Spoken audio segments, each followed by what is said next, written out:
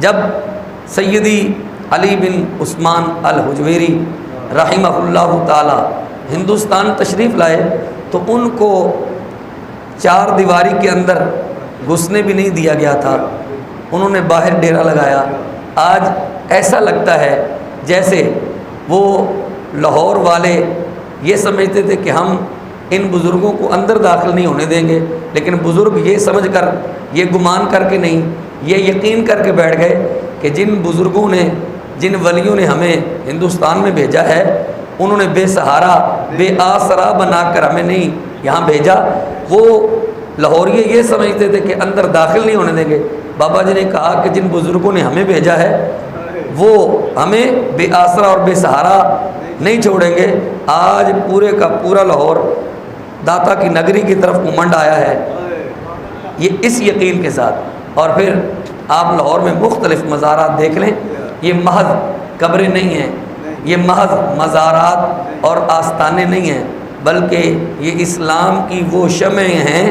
جو اللہ ذوالجلال کے ولیوں نے روشن کی تھی۔ ہم انہیں شمع سمجھتے ہیں، ہم انہیں چراغ سمجھتے ہیں، جو آج بھی روشن ہیں، اور یہ گواہی دے رہے ہیں کہ ہندوستانی بت پرست راجے مہاراجے یہ کہا کرتے تھے کہ ہم یہاں اسلام اور اسلام کی چلنے نہیں دیں گے۔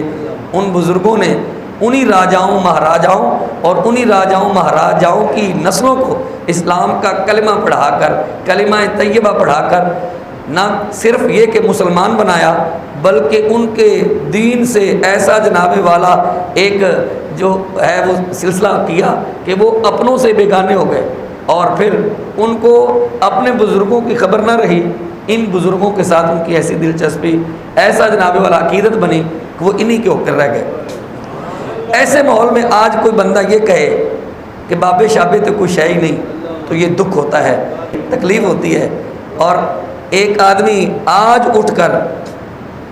بند کمرے میں کسی عالم کا سامنا بھی نہ کرے، کسی مناظر کا سامنا بھی نہ کرے، اور کسی جناب والا بندے کے ساتھ وہ کھل کر آزادانہ ماحول میں بات کرنے کے لیے بھی تیار نہ ہو،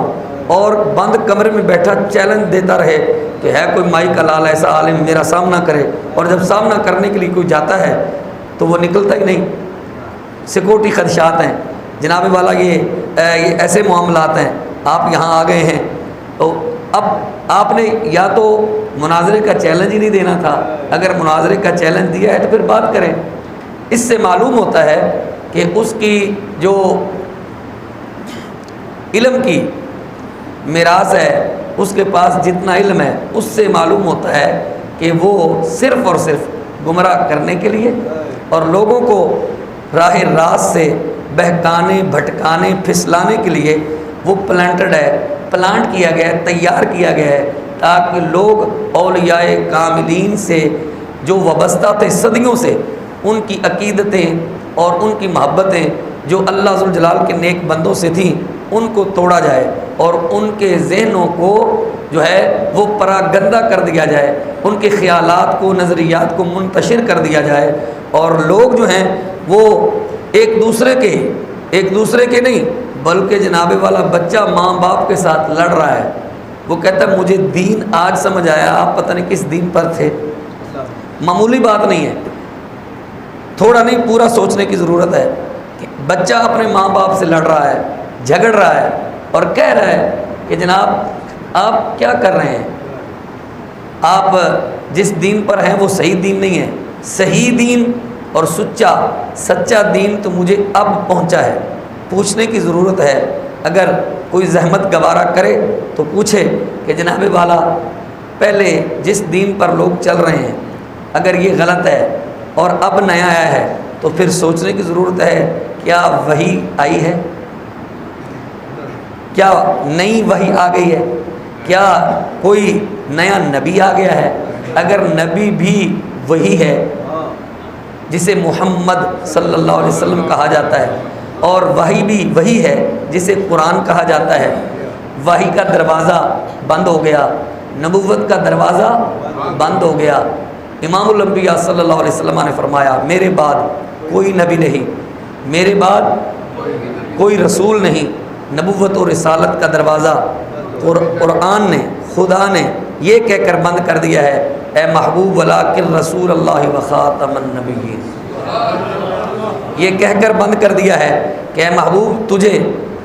میں ساری کائنات کے لیے رسول بنا کر بھیج رہا ہوں، یہ کہہ کر بند کر دیا ہے کہ اے محبوب علیہ الصلوۃ والسلام تو جن و بشر کے لیے ہی نہیں، کائنات کی ہر چیز کے لیے تو رسول بن کر آیا ہے۔ اور پاک نبی صلی اللہ علیہ وسلم نے خود بھی فرمایا کہ کائنات کی ہر چیز جانتی ہے کہ میں اللہ کا رسول ہوں سوائے خبیث جنوں کے اور نافرمان انسانوں کے۔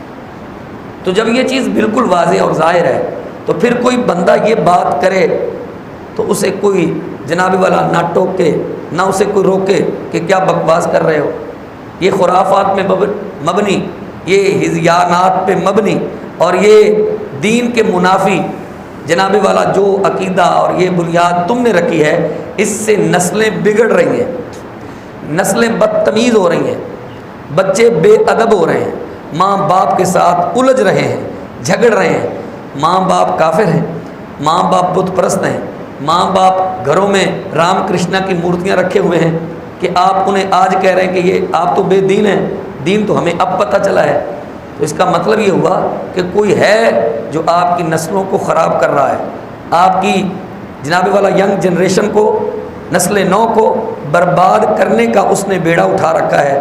یہ کن سازشوں کا نتیجہ ہے، یہ کن لوگوں نے جناب والا اسے پیدا کیا ہے، وہ اسے سوچنے کی ضرورت ہے۔ یہ ایک بندہ نہیں ہے، ایسے کئی بندے ہیں جنہیں امریکی پالیسی کے تحت امریکی سکولوں میں اسلام پڑھایا گیا اور پھر انہیں لانچ کیا گیا، اور یہ پلانٹڈ ہیں، انہیں پھر یہاں بھیجا گیا کہ آپ مسلمانوں کی نسل نو کو برباد کر دو، تباہ کر دو، نظریات کا کھلواڑ کر دو، اور نظریات کے ساتھ ایسا کھلواڑ کرو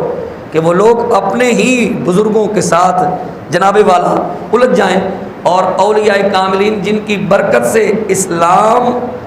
ہندوستان اسلام کا مرکز اور محور بنا ہے، ان کو ہی وہ معاذ اللہ کافر و مرتد قرار دے دیں۔ آپ دیکھ لیں حضور سیدی علی بن عثمان الحجویری، جنہیں ہم داتا صاحب کے نام سے زیادہ جانتے ہیں، اور حضرت فرید الدین جنہیں ہم گنج شکر کے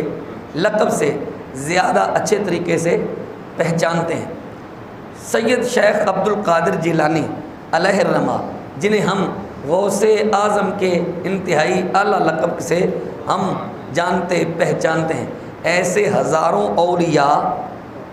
وہ آنے واحد میں یہ کہہ دے کہ بابے تے کچھ ہے ہی نہیں، یہ قرآن کے کس جناب والا کس آیت کی یہ تعلیم ہے، یہ کس آیت کی طرف نشاندہی ہے کہ قرآن نے یہ انداز دیا ہو، احادیث میں یہ انداز دیا گیا ہو، یہ پوری جناب والا اس ذریت کو چیلنج ہے جو اولیاء کاملین کی محبت الفت نکالنے کے لیے لوگوں نے بنا رکھے ہیں۔ سینوں سے محبت اولیاء کبھی نہیں نکلے گی، یہ تو قائم رہے گی۔ اگر کوئی بندہ دائیں بائیں پھسل رہا ہے، بہک رہا ہے، ہم اسے سمجھانے کی کوشش کریں گے، لیکن اگر وہ نکل گیا ہے تو پھر اس میں ہمارا کوئی قصور نہیں، شیطان نے بھی اپنا کام کرنا ہے۔ حضرت مولانا روم رحمۃ اللہ تعالی نے بڑی پیاری بات کہی، وہ فرماتے ہیں کہ چوں بسا ابلیس آدم روئے ہست، چوں بسا ابلیس آدم روئے ہست، پس بہرے دستے نبایت در دست۔ آپ فرماتے ہیں کہ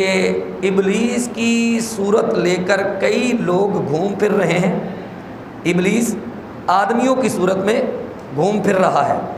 لہذا ہر آدمی کے ہاتھ میں ہاتھ مت دے دینا۔ لبادے یعنی بہروپیے بھی پھر رہے ہیں، تو بہروپیوں سے بچنا۔